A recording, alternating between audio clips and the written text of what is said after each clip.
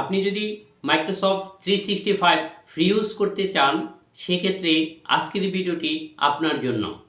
আজকের ভিডিওতে দেখব কিভাবে মাইক্রোসফট 365 ফ্রিতে এবং সম্পূর্ণ লিগ্যাল ওয়েতে ব্যবহার করতে হয়।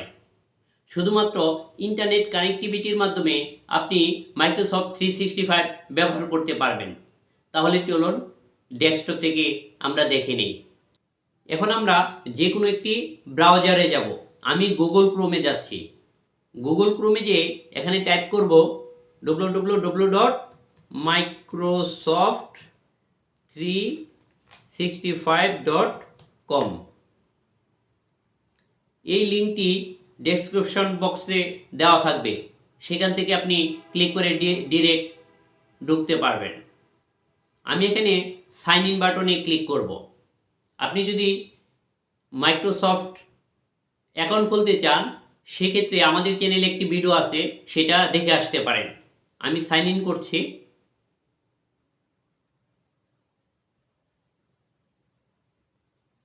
এখানে আমি আমার একটি ইমেল আইডি দিয়ে নিচ্ছি।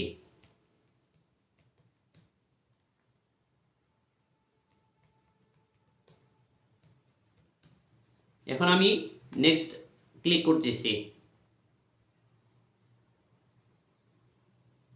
এখানে পাসওয়ার্ডটি দিয়ে দেব।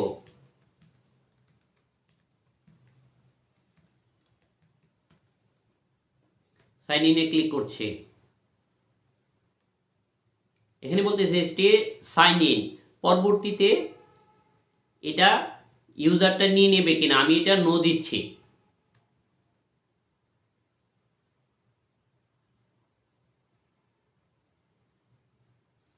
আমরা মাইক্রোসফট 365 এর উইন্ডোতে চলে আসছি।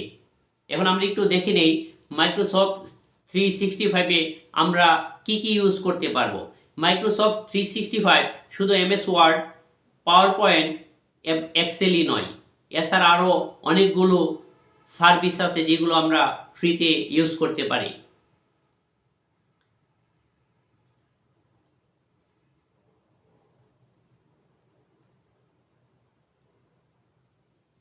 আমরা এখানে মাইক্রোসফট 365 এ আউটলুক ইউজ করতে পারবো, ওয়ান ড্রাইভ ইউজ করতে পারবো, ডিজাইনার ইউজ করতে পারবো, Microsoft Designer, Excel, Word, PowerPoint, OneNote, Forms, calendar, Microsoft Teams, Skype এবং টুডো। সো মাইক্রোসফট 365 এর মাধ্যমে আমরা এখানে অনেকগুলো মাইক্রোসফটের সার্ভিস ইউজ করতে পারবো। আমি যদি মাইক্রোসফট ওয়ার্ডে ক্লিক করি, আমি ক্লিক করলাম, সেই ক্ষেত্রে এখানে দেখেন একটি ব্ল্যাঙ্ক ডকুমেন্ট পাবেন এবং কতগুলো টেমপ্লেট আছে, সেই টেমপ্লেটগুলো আমরা ইউজ করতে পারবো। অথবা আমাদের ল্যাপটপ বা ডেস্কটপ থেকে কোনো ফাইল যদি আমরা আপলোড করতে চাই এবং সেটার উপরে কাজ করতে চাই, সেটাও আমরা এখানে করতে পারবো। ঠিক আছে, এবং আমি একটি ব্ল্যাঙ্ক ডকুমেন্ট ওপেন করে দেখাই।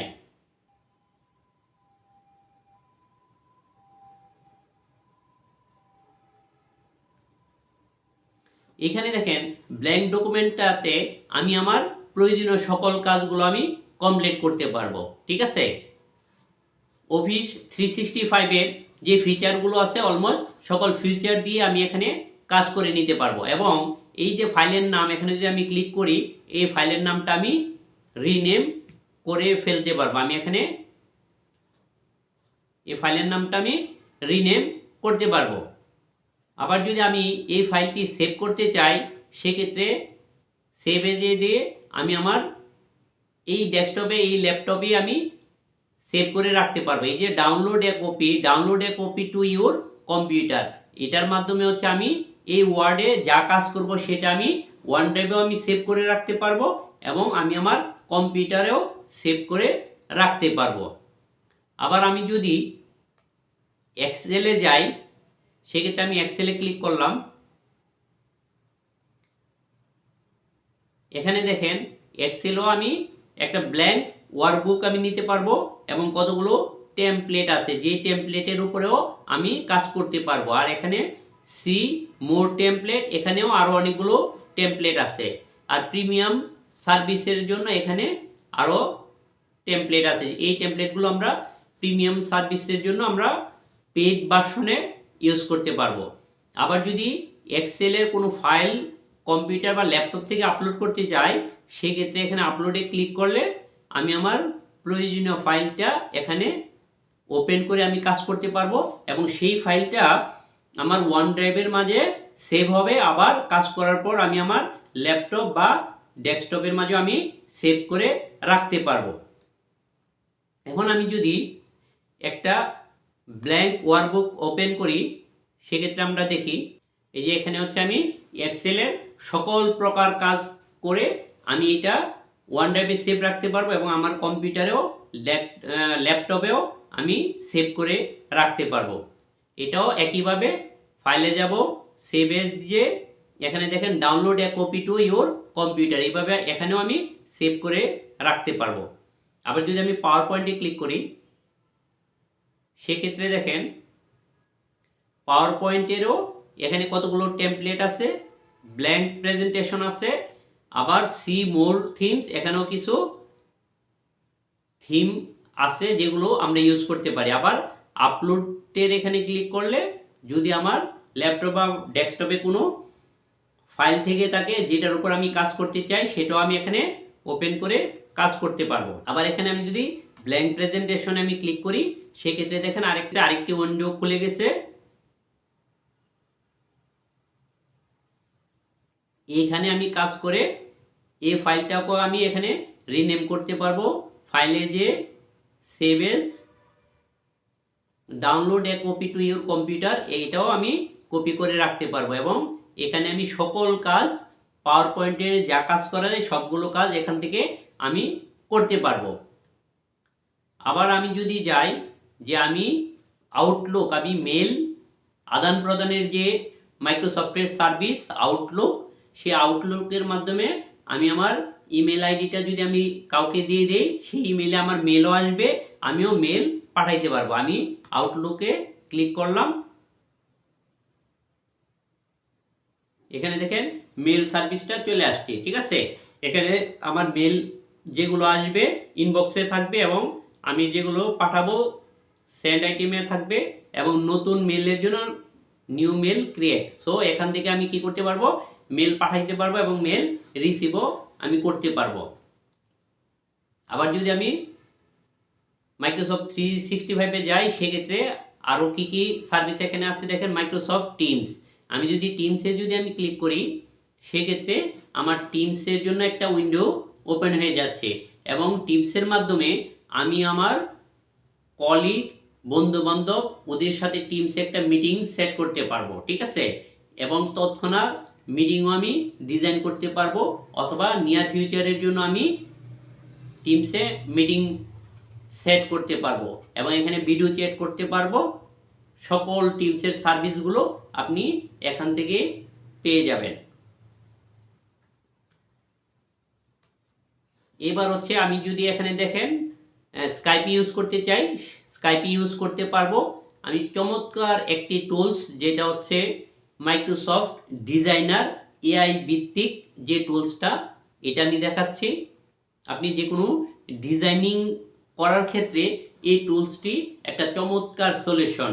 এটার মাধ্যমে বিভিন্ন ব্যানার, পোস্টার ডিজাইন করতে পারবেন, যেটা হচ্ছে চমৎকার একটি সলিউশন। আপনি এখানে শুধু প্রম্পট লিখে দিবেন যে আপনি ইমেজটা কীরকম চাচ্ছেন, অটোমেটিকলিভাবে আপনার ডিজাইনটা করে দিবে। সো প্রত্যেকটা পার্ট নিয়ে আমাদের চ্যানেলে ভিডিও আসবে। সো ডিটেলস দেখার জন্য আপনি ওই ভিডিওগুলো দেখে নিতে পারবেন। এতক্ষণ আমরা দেখলাম ব্রাউজারের মাধ্যমে মাইক্রোসফট 365 কিভাবে ইউজ করতে হয়। এখন আমরা দেখব ব্রাউজার ছাড়া কিভাবে আমরা মাইক্রোসফট 365 ইউজ করতে পারি। আমরা যদি কিবোর্ডে শিফট, কন্ট্রোল, উইন্ডোজ এবং অল্টার একসাথে প্রেস করি, সেক্ষেত্রে আমরা সেম মাইক্রোসফট 365-এর সেম ফিচারটি পেয়ে যাব। এখান থেকেও আমরা মাইক্রোসফটের সবগুলো সার্ভিস ইউজ করতে পারবো। সো আমরা প্রথমত ফ্রি ইউজ করতে পারি ব্রাউজারের মাধ্যমে, দ্বিতীয়ত হচ্ছে আমরা কিবোর্ডে শিফট, অল্টার, উইন্ডোজ এবং অল্টার একসাথে প্রেস করেও আমরা ইউজ করতে পারি। আবার স্টুডেন্টরা ফ্রি ভার্সনে ইউজ করতে পারে। সেটার জন্য আমরা যেটা করব, মাইক্রোসফট 365 ফর এডুকেশন, এটা যদি আমরা ক্লিক করি সেক্ষেত্রে মাইক্রোসফট 365 ফর এডুকেশনে যদি আমরা ক্লিক করি সেক্ষেত্রে আমাদের এডুকেশনের জন্য এই উইন্ডোটি আসবে। এখানে আমাদের শিক্ষা প্রতিষ্ঠানের ইমেল আইডিটা ইউজ করে এইভাবে ফ্রি ইউজ করতে পারি। সো আমরা 3টা প্রসেসের মাধ্যমেই মাইক্রোসফট 365 ফ্রি ইউজ করতে পারি। ভিডিওটি যদি ভালো লেগে থাকে সেক্ষেত্রে চ্যানেলটিকে লাইক করুন। নতুন কোনো টপিকস নিয়ে ভিডিও দেখতে চাইলে কমেন্টস করতে পারেন, আর ভিডিওটিকে সাবস্ক্রাইব করে আমাদের সাথেই থাকুন। আজ এই পর্যন্তই। অন্য কোনো দিন অন্য কোনো টপিকস নিয়ে আবার কথা বলবো। সেই পর্যন্ত ভালো থাকুন।